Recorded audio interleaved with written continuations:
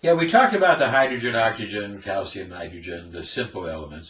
Now the macro elements, we see that calcium and phosphorus are number 1 and 2, and they make up so much of the weight of the body, 3% of the body weight.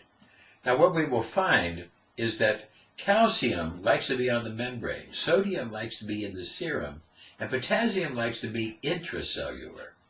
Calcium sits on the membrane. It's very important for all different types of functions. It helps the electrical conductivity, potassium pump, and many other things for nerves, muscles, and all different types of reactions.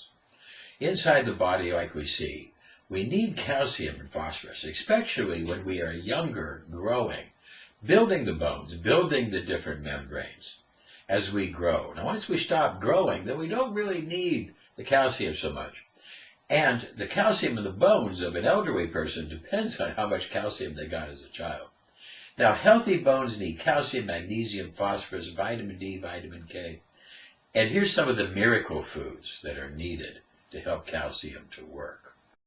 To get your calcium, yogurt, sprouted seeds, nuts, beans, bone broth, grapefruit, dark green vegetables, sweet potato, figs, prune. Very, very important.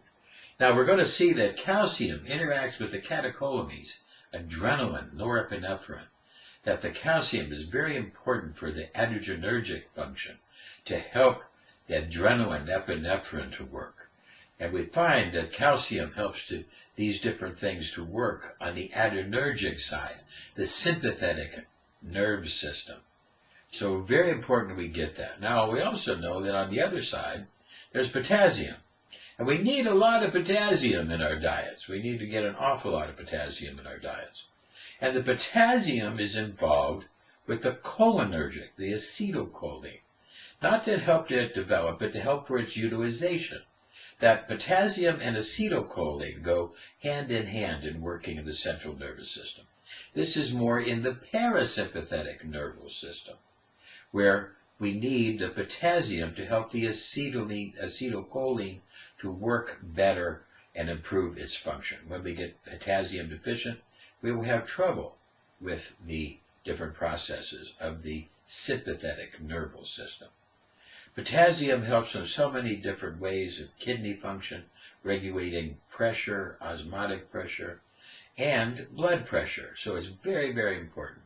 And as we learn to study the autonomic nervous system, we start to see the two different halves. And the fight-flight system, the adrenal system, needing calcium and phosphorus as its ion to help it to work. On the other side, parasympathetic for immunity, digestion, relaxation. This needs the acetylcholine, the cholinergic factors. And potassium and magnesium are needed for this function. Now, as we look at potassium and calcium, the big balance, we're going to see what we've taught you before about the energy index. Take the blood pressure, the high and the low, okay, and then add them together, and then times it by the pulse.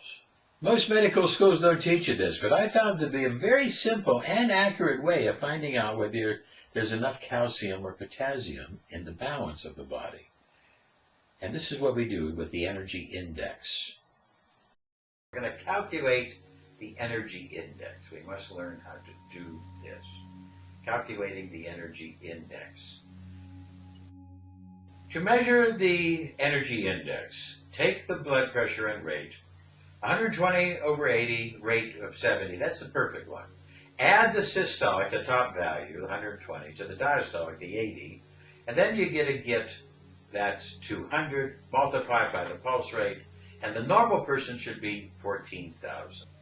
This is a measure of the innervation, whether they're sympathetic or parasympathetic, and you can see now, when you get a high blood pressure, say 140 over 90, 75, this is the bottom line of high blood pressure. Now you're going to get energy indexes above 17,000.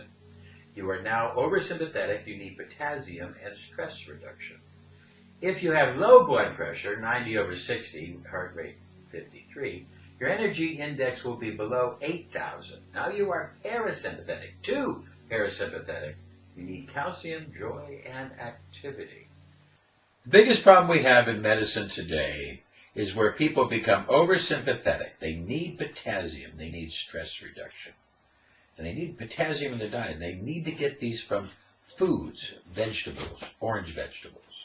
I made the bone spur powder to be able to supply a very good dose of potassium and magnesium to the people who are needing this as they start to get cardiovascular problems. It's a very excellent remedy. Been using it for 30 years. Now, in order to understand this medically, if we take the serum potassium, but potassium likes to go intracellular. Sodium likes to be extracellular. It's found in the serum, so we can find serum sodium levels very accurate. Calcium likes to be on the membrane, but potassium definitely likes to be intracellular.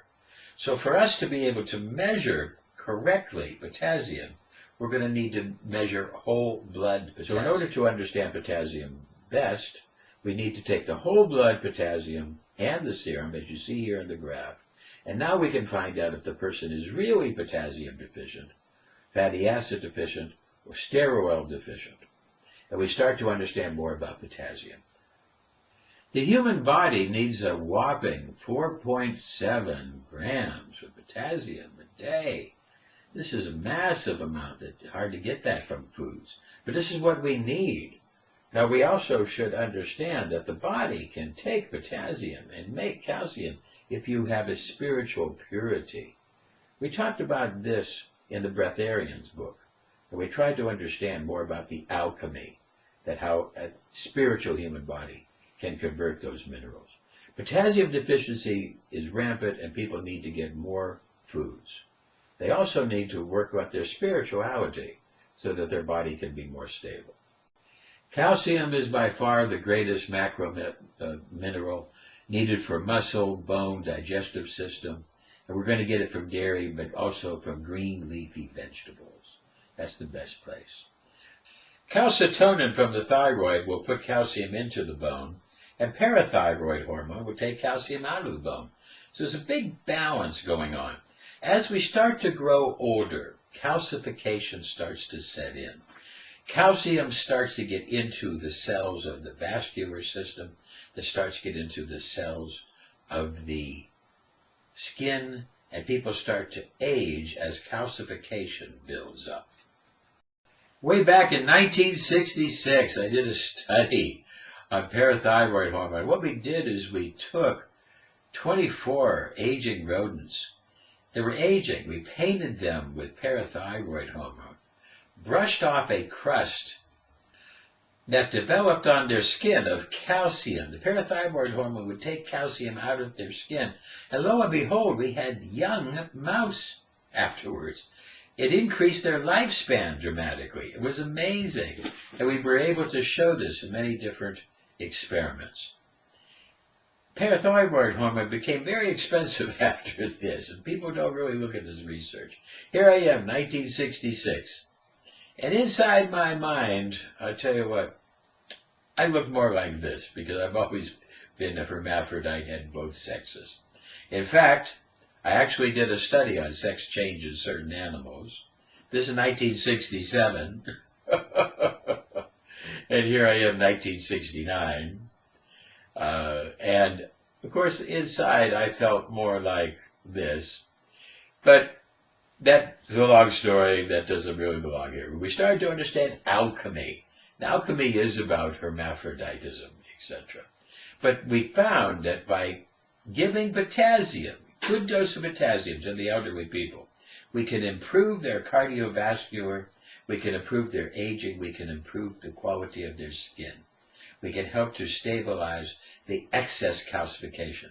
And this formula will actually pull calcium out of the skin and make the skin younger. So we start to understand the anti-aging effects of giving a good dose of potassium and magnesium. Phosphorus is another macro mineral that's extremely needed. And in order for us to get complete phosphorus, we're going to need to be able to get the dairy foods, meat, and the phosphorus is needed for the bones. It also is essential for the working of DNA, the conversion of the energy molecule, ATP, and all of this thing And we need to understand that most people are not deficient in phosphorus. It's in so many different foods. So very, very rare do we find phosphorus deficiency. But then magnesium now. Magnesium is a very key mineral that's needed for the production of energy, needed for adrenal function. It's extremely well needed. And spinach, legumes, nuts, seeds, whole grains, these are very, very important that we get the amount of magnesium in the body. And sometimes we need to take extra. Stones will form in the body when we're magnesium deficient. That's one of the ways we can tell.